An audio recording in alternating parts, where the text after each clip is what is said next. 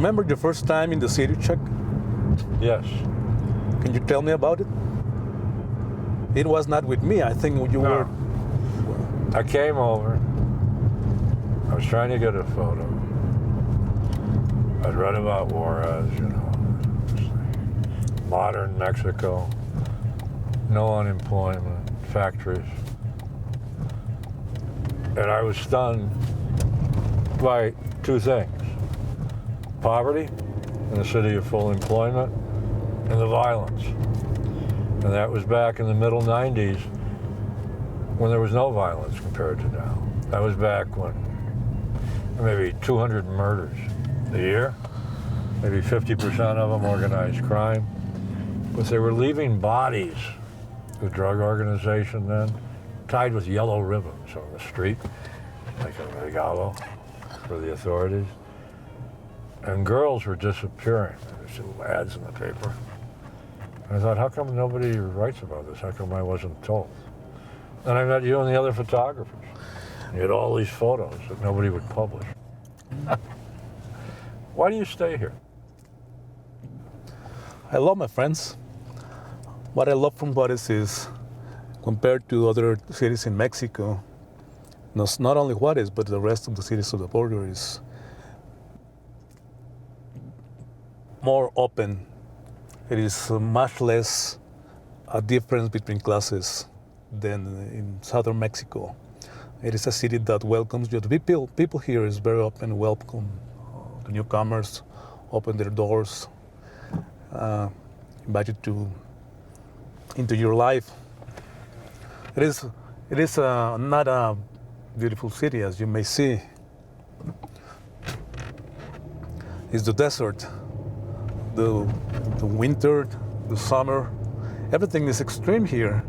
All the seasons. Dust, you have seen the dust storms here.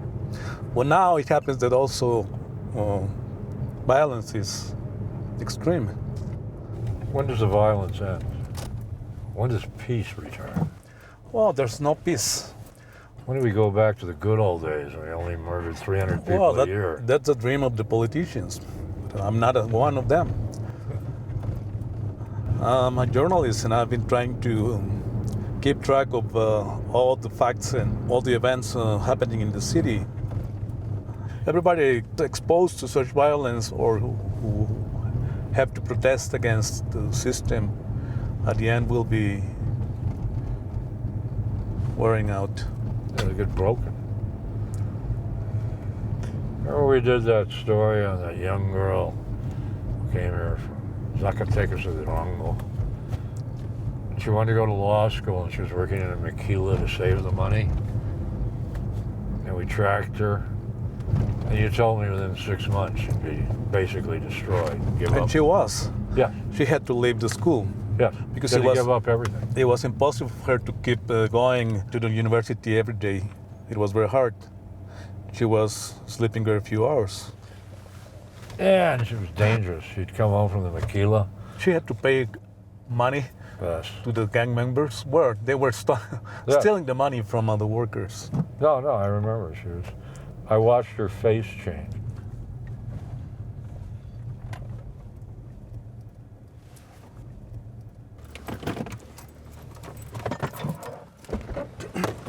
In many places in the city, there are crosses like this or smaller.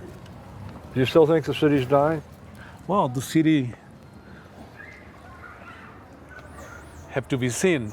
You'll take a look. Yeah, but it's still here is what I mean. It's not the city you grew up in.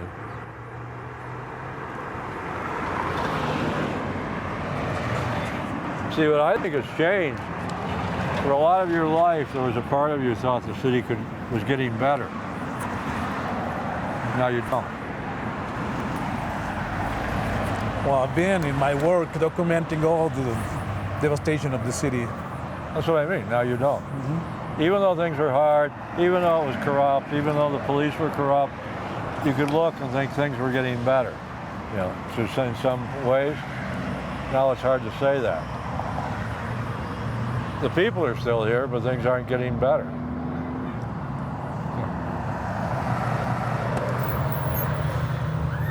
The new Juárez. The clinic. Come on.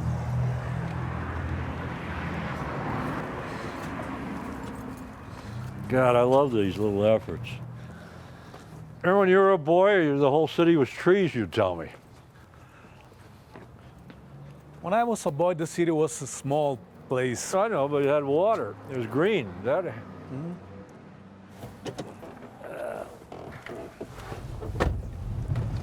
How come you haven't been killed since you've been taking photos and writing stories? Who? You. Me? Yes. I am of no interest to people doing crime. I don't live with fear. You have to take some precautions here every day. I stopped taking calls from everybody, not from my family or because of extortion.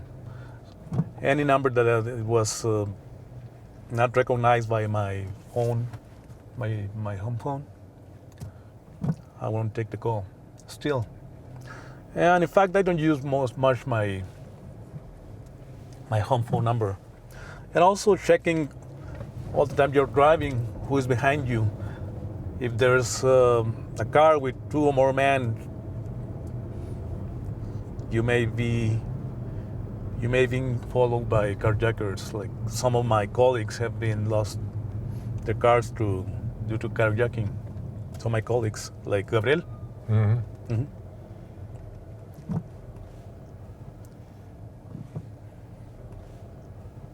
How about driving at night? It used to be more dangerous. Nobody went out. Now it's more people is coming, and to the streets also. It used to be very, very calm, quiet. The only sounds were those of the bullets I heard around my area. I interviewed the PM editor last week. Part of the success of the PM is photography. They use very crude photographs, very violent, and also the headlines. You have butchers and kidnappers, and you have cuidadores, or you have those who collect the ransom. It is a business, and those jobs have to be described with new words. Also, the way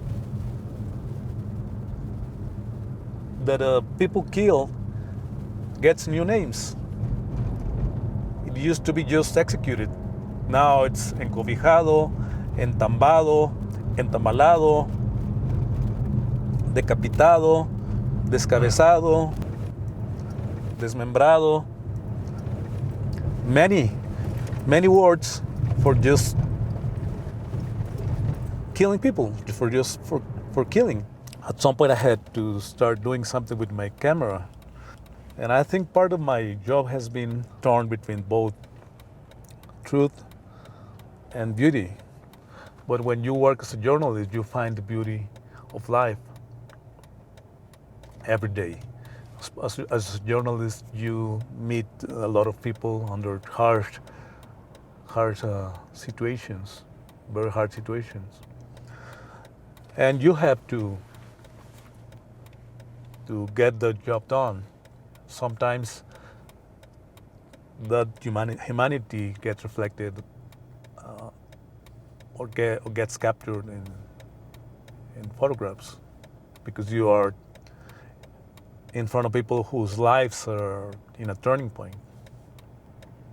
Many times in my life, I've been in such situation, especially in this city. There's a moment with murders that lasts from 5 or 6 to 15, 20 hours. When if you get there, people won't lie. They're so shaken by what's happened. They're like naked. And they'll say things they won't say a day later. It's one of the difference compared to this time. During that time, in the 90s, it was violent. It was a violent time, not as Mhm. today's standards. But that time you are talking about used to last longer. Weeks, months. Yeah. Nobody was afraid of talking to media. Remember the baker? 2008, we went to the baker.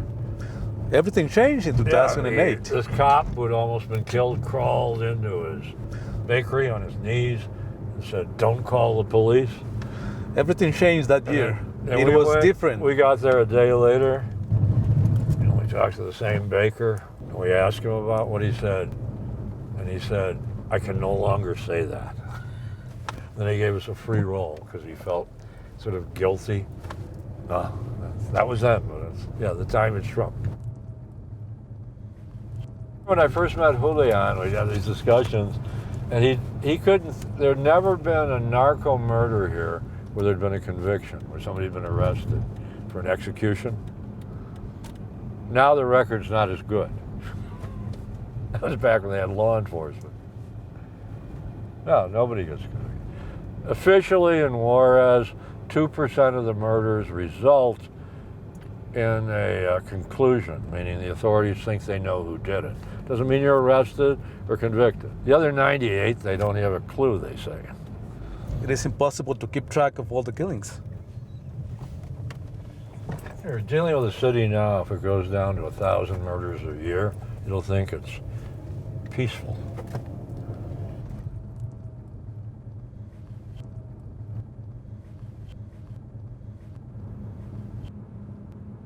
This all got started because you saw those blankets. Yes.